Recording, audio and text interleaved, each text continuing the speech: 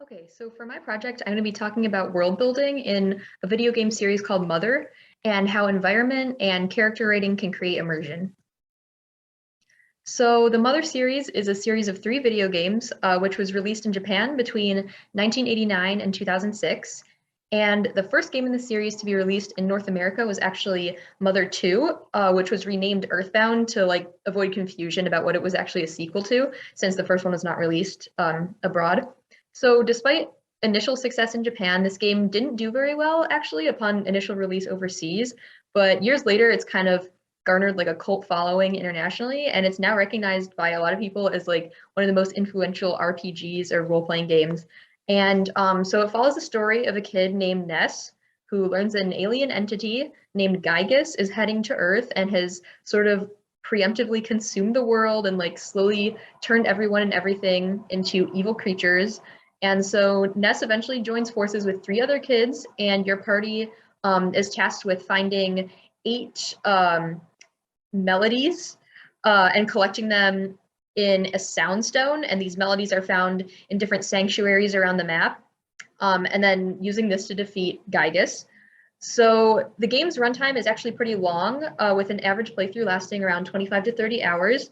And on your way, you'll interact with a lot of characters, fight multiple bosses, and explore a very large map.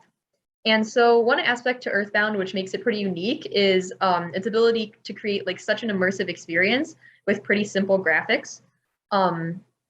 And so for my research focus, I wanted to explore the aspects of world building in Earthbound, which give it its signature style and how this sort of creates immersion and has led the Mother series to have such an impact on the adventure RPG genre.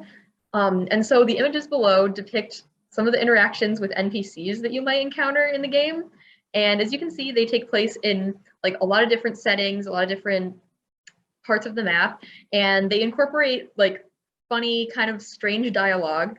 And in contrast to like a lot of RPGs of the time, Earthbound is not set in a world of complete fantasy.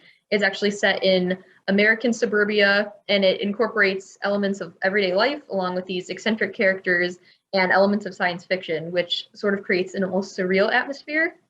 So, and this isn't shown here, but another example of this kind of weirdness is that at one point you can enter a battle with like a pile of vomit, for example, as well as a new age retro hippie who will waste turns by brushing his teeth mid-battle. And so the world building and atmosphere of Earthbound is a major part of what has brought it its cult acclaim over the past 28 years since its release. And fans of the game cite like this kind of charming dialogue and characters for like making Earthbound a game with heart. And the game's large scope and long runtime allow the player to become pretty immersed in the story.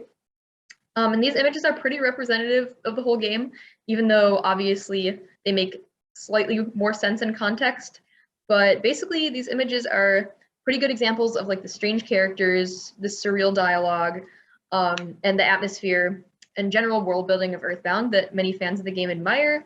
And for my project, I would like to explore more of the world building choices that the developers made in creating this game and some of the mechanics of the game that make it immersive.